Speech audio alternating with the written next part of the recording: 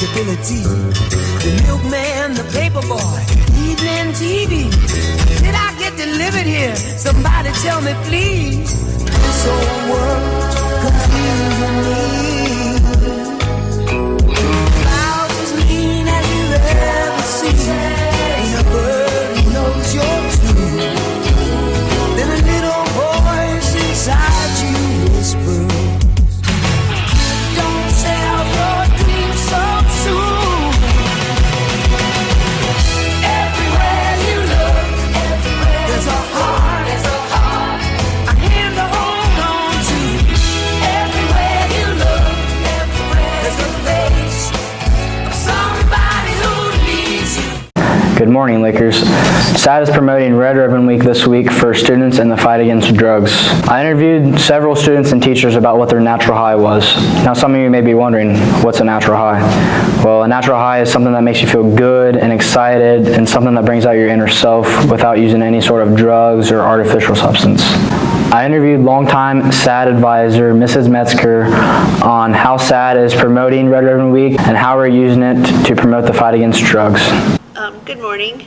The purpose behind Red Ribbon Week is to spread awareness about the dangers of bullying and drug use, tobacco use, alcohol use. Our entire community can come together to teach students the benefit of developing good habits for life and for future success. There will be posters around the school with the theme for each day, and they have been read on the announcements, so we invite everyone to participate with us and dress up. Red Ribbon Week started a long time ago. It's in honor of a gentleman named Enrique Camarino, and he was murdered while trying to find drug traffickers. The clubs were started in his name, and members wore red ribbons to mark the sacrifice of Camarino's life and others. It's also a symbol to pledge that you are going to lead a drug-free life. Congress officially designated the last week of October as Red Ribbon Week. Please help us honor Officer Kiki and support the ongoing fight against drug abuse across the country by joining in Red Ribbon Week this week. My natural high is my grandbabies. They just like, woo, they take me clear up to the stars. I aspire to be an esports coach one day. My natural high is yoga. Yoga helps me give me time to myself on my yoga mat and kind of get my mind right, de-stress, do some deep breathing, meditation, movement. Just being outdoors and being active.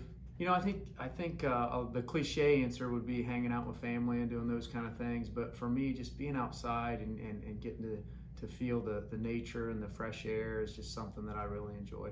I have a lot of natural highs. I love to walk.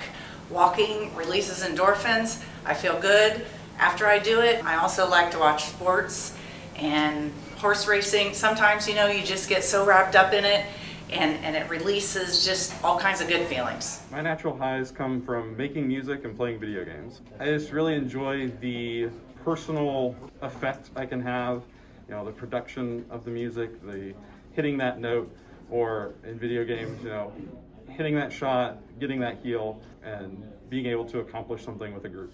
My natural high is probably getting PRs in cross country and track. It just makes me feel proud of myself and accomplished. My natural high is lifting. Lifting takes away everything and makes me feel good about myself. And if I had a bad day, then I just lift heavy and it takes my mind off of it. Skateboarding.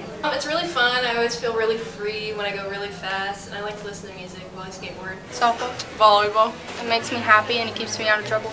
I enjoy doing it and it keeps my mind off of things. My natural high would be fishing and catching big fish. It's just something I really enjoy and makes me happy. My natural high is running. It's fun to push yourself and see how far you can go, and it feels really good when you run faster than you've ever have before. Definitely playing Madden with the boys. It's always fun. It always puts me in a good mood. Cross country, because I get friends from cross country and it's fun. Be sure to participate in Red Ribbon Week this week and stay drug-free, Lakers. Being a teenager today is a lot different than it was in the past. Have you ever wondered what it was like to be in high school 10, 20, 30 years ago? Well, I interviewed some teachers to reflect on how the times have changed. I graduated from the Indian Lake High School in 1983? I graduated from a school called Lakota. That was back in 1988. One of the popular trends for my generation was the beloved mullet. A little bit of business in the front, party in the back. Unfortunately, the big giant hair, like the bangs that were like way up there, peg-legged jeans, which are kind of like skinny jeans now. The shirts with the collars up all the time. The mullet is back. Take a look there. We got a few guys strolling the halls of Indian Lake who are sporting the mullet. Kind of proud of them. I know the ladies here at Indian Lake love the mullet. Unfortunately, the mullets have come back. Sorry, people who have one. I think one of the trends too that was kind of around that time was piercings for guys with that. So I still think that that's around. Honestly, I wouldn't mind they used to have like padded shoulders in shirts, and I actually wouldn't mind those coming back because, you know, big shoulders then makes the rest kind of look smaller. My best advice to high school students today would probably be don't be so hard on yourself. High school is not as important as what you think, and things do even get better after high school. Just do your best while you're here, I guess. Make the most of it. Bell Fountain High School, I know, they're evil, 1999. I graduated from Indian Lake High School in 1994. Although I do remember things like going outside, playing football. This was all before the internet and email really kicked on, so we actually did things together as a group without any sort of electronics. Well, we all pegged our jeans. I can remember wearing penny loafers with the penny in them. We wore Coca-Cola shirts and Jordache jeans. There are so many trends that have come back. I see all the bands that we loved in the 90s all over t-shirts around the school all the time. And I do see like some of the mom jeans, that's definitely coming back. Yeah, definitely like Reebok pump sneakers. They're so awesome. When you're playing basketball, you would just be like, hold up, you go down your shoes. Ready to go now, got my air.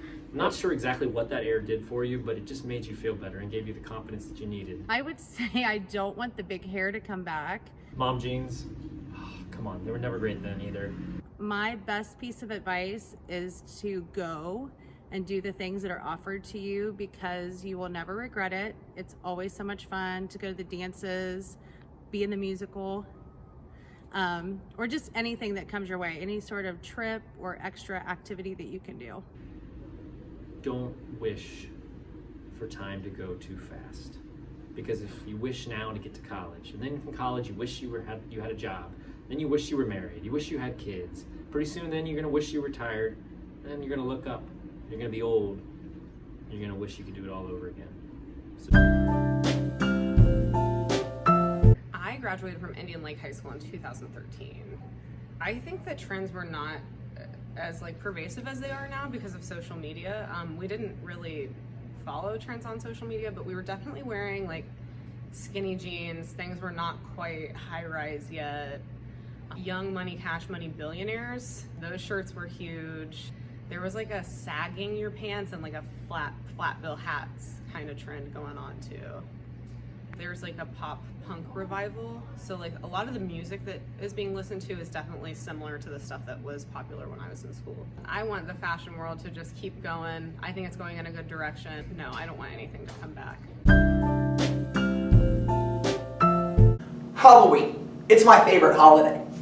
One of my least favorite things is little children. So when little children show up at my door, I'm not stoked. But I do love to see the costumes. Luckily, I live in a neighborhood where no children come, so I can buy a lot of candy in hopes of trick-or-treaters and then eat it all myself while binging Netflix the next day. I don't like go all out for it, but I think it's kind of cool what some people do for it. Yeah, because I get candy and I get to watch scary movies like Scooby-Doo meets the Boo Brothers. I love Halloween. I think it's a lot of fun. I love dressing up. I really like the idea of doing like family costumes and group kind of photos and stuff. I think it's awesome. I don't like Halloween very well. I don't like to be scared. I'm not big on dressing up in costumes. When we first got married, we watched Pirates of the Caribbean, and you know the scene where they walk underwater and they look like scary skeletons? We had to turn it off. It's too scary. Every year, we see more and more Halloween costumes, and some of them are really, really good. One of my favorites I've seen happened pretty recently. 2 students dressed up as Doc Brown and Marty McFly for a football game. My favorite Halloween costume I've seen was like this blow-up dinosaur thing people had.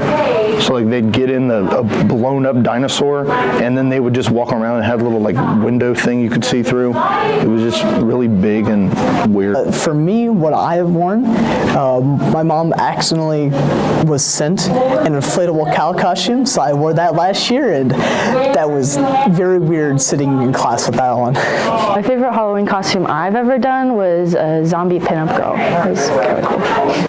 Favorite costume? There have been a lot of great ones. One that stands out to me is when my younger brother was in marching band in high school. Their director dressed up as Bob Ross and directed with a paint palette and paintbrush.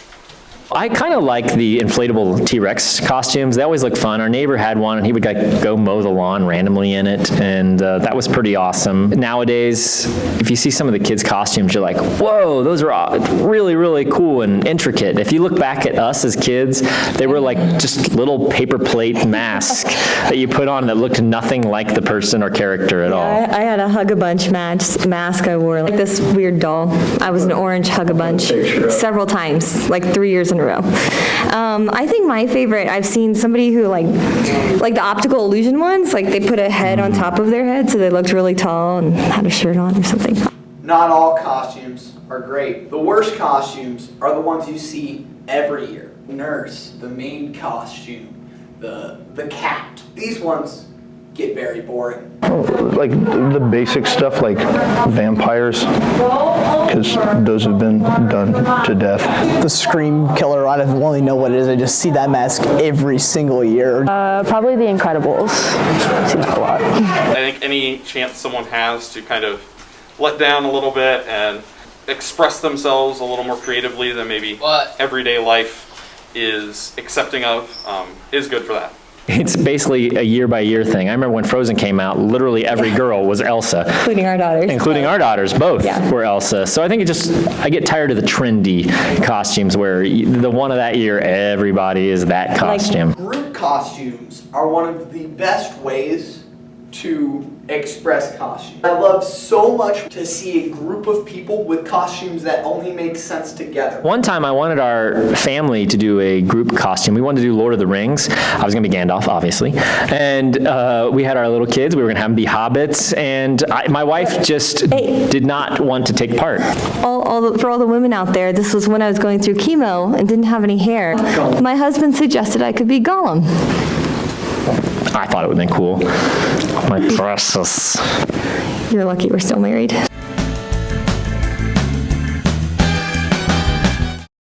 You're not